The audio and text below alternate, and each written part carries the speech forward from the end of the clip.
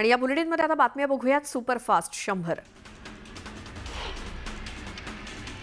आता जरी तीव्र उन्हाळा जाणवत असला तरी पावसाळ्यात मात्र महाराष्ट्रामध्ये धोधो पर्जन्यवृष्टी होणार असल्याचा अंदाज वर्तवण्यात आलाय. देशामध्ये मान्सून 4 जूनपासून दाखल होईल, मात्र महाराष्ट्रात कालांतरानं तो सक्रिय होईल असा विचार दाते पंचांगातील पर्जन्य नक्षत्रमध्ये मांडण्यात आलाय.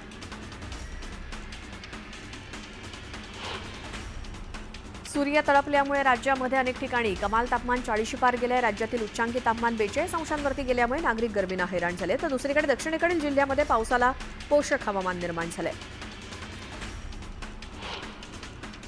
गोरेगाव स्थानकातील ओव्हरब्रिज पाडून त्या जागी नवीन पूल बांधण्यात येणार आहे, त्यामुळे तो 2 एप्रिलपासून पुढील 6 महिन्यांसाठी बंद असेल. म्हाडानं शिरढोण येथील 15 इमारतींचे मार्च महिन्याचे वीज बिल भरलेलं नाही, म्हणून महावितरणनं मार्च एंडची वसुली करताना तिथला वीज पुरवठा खंडित केलाय. वीज पुरवठा खंडित झाल्यामुळे 15 इमारतींच्या लिफ्ट सकाळपासून बंद होत्या. शिवाय पाण्याचे पंप आणि कॉमन लाईट सुद्धा बंद होत्या. नवी मुंबईत महानगरपालिका मुख्यालयातील अधिकारी आणि कर्मचारी यांना भेटण्याच्या वेळा निश्चित करण्यात आल्या आहेत. दुपारी 3 ते 5 या वेळेत अधिकाऱ्यांना भेटता येणार आहे. यासाठी नागरिकांना 2 नंतर मुख्यालयात प्रवेश दिला जाणार आहे. विविध कारणांनी वर्षानुवर्ष रखडलेल्या एसआरएचे 3 प्रकल्प आता म्हाडा पूर्ण करणार आहे. जोगेश्वरी इथल्या साईबाबा सहकारी गृहनिर्माण संस्था, कुर्ला नेहरू नगर येथील श्रमिक नगर संस्था आणि चेंबूर येथील जागृती संस्था हे 3 रखडलेले प्रकल्प पूर्ण करण्यासाठी एसआरएनं म्हाडाला हिरवा कंदील दिलाय, त्यामुळे शेकडो रहिवाशांना दिलासा मिळालाय. अतिरिक्त दंड टाळण्यासाठी आयकर विभागानं करदात्यांना त्यांचे अपडेट केलेले आयटीआर यू दाखल करण्यासाठी 31 मार्च 2025 ही डेडलाईन दिली आहे. अंतिम मुदतीपूर्वी रिटर्न भरल्यास 25% अतिरिक्त कर भरावा लागणार आहे, तर 31 मार्च नंतर रिटर्न भरल्यास 50% अतिरिक्त कर भरावा लागेल. गरजू महिलांना रोजगार मिळावा यासाठी गुलाबी रिक्षा सेवेसाठी महिला बाल विकास विभागानं पुढाकार घेतला होता. या योजनेत पूर्वी 20 ते 40 वर्ष वयोगटातील महिलांना अर्ज करता येत होता. आता नवीन निर्णयात अर्जदारांच्या वयाच्या अटीत सुधारणा करण्यात आली आहे. त्यानुसार आता 50 वर्षांच्या महिला सुद्धा योजनेसाठी पात्र आहेत. नवी मुंबई महापालिकेत 620 पदांची मेगा भरती करण्यात येणार आहे. या भरती प्रक्रियेसाठी उद्यापासून ऑनलाईन अर्ज प्रक्रिया सुरू होणार असून ती 11 मे पर्यंत चालेल. एप्रिलपासून स्कूल बसचं शुल्क 10 ते 12% वाढणार आहे. स्कूल बस मालक संघटनेनं तसंच जाहीर केलंय. मुलांची सुरक्षा सुनिश्चित करण्यासाठी राज्य सरकार नवीन नियमांवरती विचार करत आहे. अहिल्यानगर जिल्ह्यामध्ये तापमानाचा पारा वाढलाय, मात्र जिल्ह्यातील पाण्याच्या साठ्याची स्थिती यावर्षी चांगली आहे. जिल्ह्यातील धरणांमध्ये मुबलक पाणीसाठा आहे, अशी माहिती जिल्हाधिकाऱ्यांनी दिली. चैत्र पौर्णिमा यात्रेत भाविकांसाठी तुळजाभवानी देवीच्या मंदिराचा मुख्य शहाजी राजे महाद्वार बंद राहणार आहे.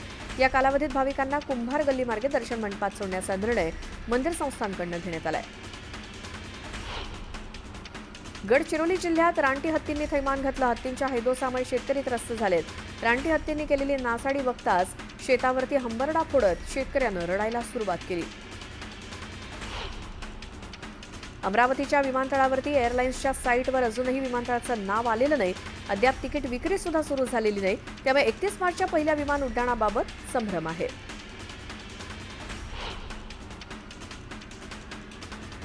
विविध मागण्यांसाठी मातंग समाजानं आंदोलनाचं हत्यार उपसलंय. मातंग समाजाच्या अनेक मागण्या गेल्या कित्येक वर्षांपासून प्रलंबित आहेत. या मागण्या पूर्ण न झाल्यामुळे अखेर सकल मातंग समाजाच्या वतीनं अकोला जिल्हाधिकाऱ्यांना निवेदन देण्यात आलं. वाशिम पोलीस दलात 2 कॅमेरे असलेली अत्याधुनिक सर्व्हिलन्स व्हॅन दाखल झालेली आहे.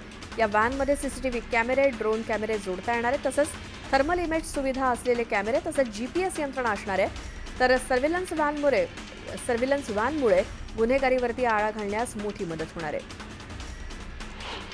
रमजान निमित्तानं सोलापुरातील बाजारपेठेत तब्बल 400 प्रकारचे अत्तर आली आहेत. यंदाच्या वर्षी अत्तरांच्या किमतीत 10% घट झाली आहे. सोलापुरात देवीच्या मंदिरात चोरी करणाऱ्या चोरट्याला अटक करण्यात आली. वासुदेव बंदगी असं अटक करण्यात आलेल्या आरोपीचं नाव आहे. आरोपीकडनं सोन्याच्या दागिन्यांसह मोटरसायकल जप्त करण्यात आली. अक्कलकोटमध्ये श्री स्वामी समर्थ प्रकट दिन सोहळा उत्साहात साजरा होणार आहे. स्वामी भक्तांसाठी महाप्रसादाचं आयोजन करण्यात आलंय. स्वामी भक्तांनी या सोहळ्याचा लाभ घ्यावा असं आवाहन देवस्थानकडून करण्यात आलंय. ज्योतिबा डोंगर येथील चैत्र पौर्णिमेची यात्रा 12 एप्रिल रोजी संपन्न होणार आहे. यात्रेची तयारी अंतिम टप्प्यात आली आहे. दरम्यान प्रांताधिकारी समीर शिंदे यांच्या अध्यक्षतेखाली गुरुवारी यात्रा नियोजनाची बैठक झाली. रत्नागिरी जिल्ह्याच्या हर्णे समुद्रात राज्यातील पहिलं टीईडी उपकरण राबवण्यात आलंय. हे उपकरण कासवांना वरदान ठरणार असून ट्रॉलर फिशिंग करणाऱ्या बोटींना हे उपकरण सक्तीचे करण्यात आले. रायगड जिल्ह्यातील लघु पाटबंधारे विभागाच्या 28 धरणांमध्ये मार्च महिन्यात 47.04% जलसाठा शिल्लक आहे.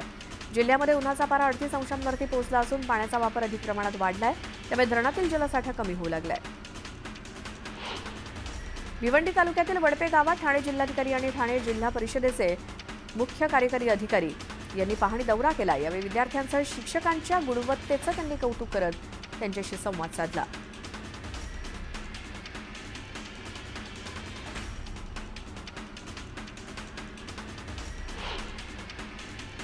सोलापुरात बेदाणा उत्पादकांना सुगीचे दिवस आलेत. रमजानचा पवित्र महिना सुरू असल्यामुळे बेदाण्याला बाजारात मोठ्या प्रमाणात मागणी आहे. बेदाण्याला प्रति किलो 250 ते 400 रुपयांचा दर मिळाल्यामुळे शेतकऱ्यांना दिलासा मिळालाय.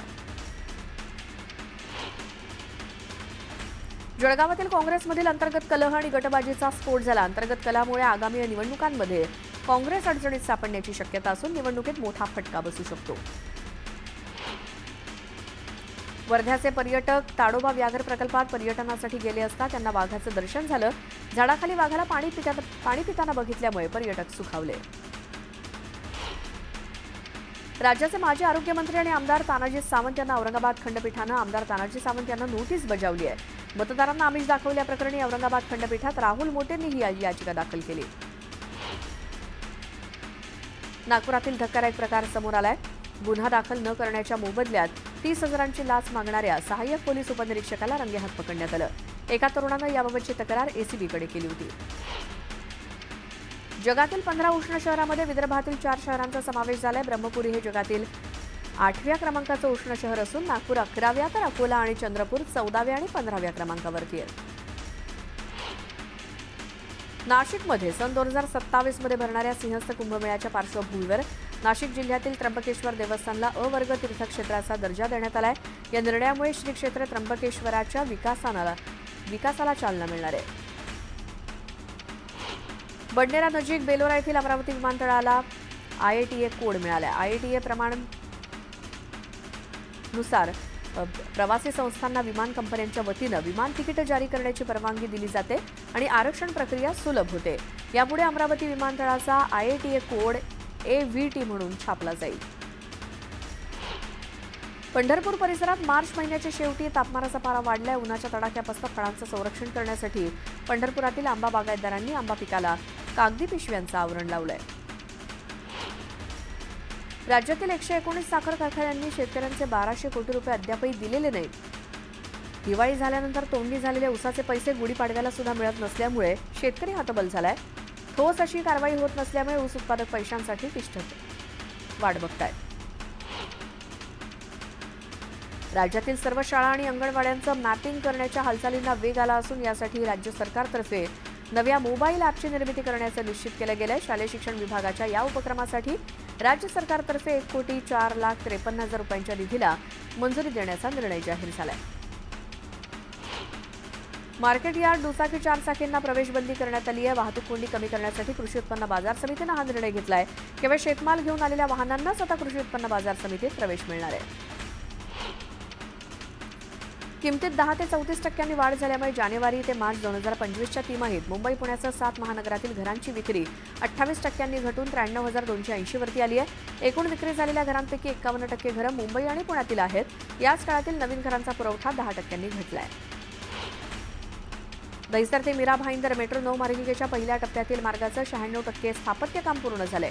या मार्गिकेच्या सिग्नलिंग यंत्रणेचं काम आता MSRDनं हाती घेतलं असून ही मार्गिका डिसेंबरपर्यंत सुरू करण्याचं नियोजन आहे. पनवेल नैना प्रभावित क्षेत्रातील बांधकामातील घरांचे बंद असलेले खरेदी विक्री रजिस्ट्रेशन सुरू करण्यासंदर्भात मार्ग निघावा यासाठी अधिवेशन काळात एक तातडीची विशेष बैठक आयोजित करण्यात आली. या संदर्भात लवकरच नवीन धोरण आखण्यात येईल. याला महसूल मंत्री बावनकुळे यांनी सकारात्मक प्रतिसाद दिलाय. स्मार्ट सिटी मिशन जाहीर करून त्यात पिंपरी चिंचवडचा समावेश केला होता. त्यासाठी सुमारे 1,378 कोटी 56 रुपयांचा निधी दिला होता. मात्र तो निधी आता बंद करण्यात आलाय. त्यामुळे स्मार्ट सिटीचा खर्च महापालिकेच्या माथीस मारण्यात येणार आहे. पालिकेनं डेब्रिज ऑन कॉल सेवेचा ऑटो DCR या प्रणालीत समावेश केलाय. त्यामुळे मोठ्या प्रकल्पांना विकासकांना राडारोड्याची नोंदणी या प्रणालीमध्ये करता येणार आहे. दरम्यान या दोन्ही प्रकल्पांमध्ये मिळून वर्षाला 4.38 लाख टन राडारोड्यावरती प्रक्रिया करणं शक्य होणार आहे. मुंबईच्या पश्चिम उपनगरात यंदा देखील गुढीपाडव्याच्या निमित्तानं मराठी नववर्षाच्या स्वागतासाठी रविवारी विविध ठिकाणी भव्य शोभायात्रांचं आयोजन करण्यात आलंय. त्यासाठी जोगेश्वरी, दिंडोशी, वर्सोवा, कांदिवली आणि गोरेगाव इथल्या शोभायात्रा समित्यांची तयारी अंतिम टप्प्यात आली आहे. पुणे वन विभागाच्या वन्यप्राणी उपचार केंद्रामध्ये पक्ष्यांसाठी आणि विशेष करून मोठ्या आकाराच्या पक्ष्यांसाठी एक विशेष नवीन एन्क्लोजर उभारण्यात येणार असल्याची माहिती पुणे विभागाच्या उपवनसंरक्षकांनी दिली आहे. कष्टकऱ्यांचं पांढरं सोनं म्हणून प्रसिद्ध असलेल्या मिठाच्या आगारातील धावपळ, खाड्यांमधील लहान बोटींची वर्दळ असे एकेकाळचं पेण तालुक्याचं संपन्नतेचं चित्र आता दिसेनासं झालंय. या तालुक्यातील 40 मिठागरांपैकी केवळ आता 5 ते 6 आगारात शिल्लक राहिली असल्यामुळे ही बिकट स्थिती निर्माण झाली आहे. म्हाडाच्या वतीनं मुंबईच्या पूर्व आणि पश्चिम उपनगरात खुल्या व्यायामशाळांची सुविधा मुंबईकरांना उपलब्ध करून दिली जाणार आहे. पालिकेच्या 50 उद्यानांमध्ये ऑलिगो, क्रॉसफिट, मल्टी जिम स्टेशन हे उपकरण लावलं जाणार आहे. मुंबई पालिकेमार्फत चालवल्या जाणाऱ्या 30 प्रसूतिगृहांचं सोशल ऑडिट करताना विविध अडचणींना तोंड द्यावं लागत असून यासाठी आणखी वेळ लागेल असे 8 सदस्यीय विशेष समितीनं उच्च न्यायालयाला कळवलंय. याची दखल घेत न्यायालयानं समितीला 4 महिन्यांची मुदतवाढ दिली आहे. वाढवण बंदराच्या उभारणीसाठी हालचाली सुरू असताना या बंदराला जोडणारे रस्ते, महामार्ग, रेल्वे मार्ग यासाठी समांतर प्रक्रिया सुरू आहे. त्यातच बंदरातून होणारी विविध मालवाहतूक लक्षात घेत वाढवण विमानतळाचा प्रस्ताव पुढे आलाय. या विमानतळाच्या उभारणीच्या दृष्टिकोनातून पूर्व व्यवहार्यता अभ्यास करण्यासाठी महाराष्ट्र विमानतळ विकास कंपनीमार्फत निविदा प्रसिद्ध करण्यात आल्या आहेत. राज्यातील नागरिकांना किमान 5 किलोमीटरच्या आतमध्ये आरोग्य सेवा तसंच आरोग्य सुविधा ऑनलाईन उपलब्ध करून देण्यासाठी सार्वजनिक आरोग्य पायाभूत सुविधा महामंडळाची स्थापना करण्यात येणार आहे. यासाठी प्रस्ताव सादर करण्याचे निर्देश मुख्यमंत्री देवेंद्र फडणवीसांनी दिलेत.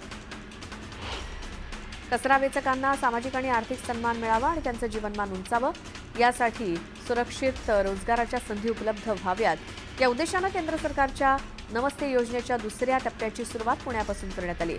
स्वच्छ संस्था, पुणे महापालिका आणि कष्टकरी पंचायत यांनी पुढाकार घेत पुण्यातील नोंदणी शिबिराला सुरुवात केली आहे.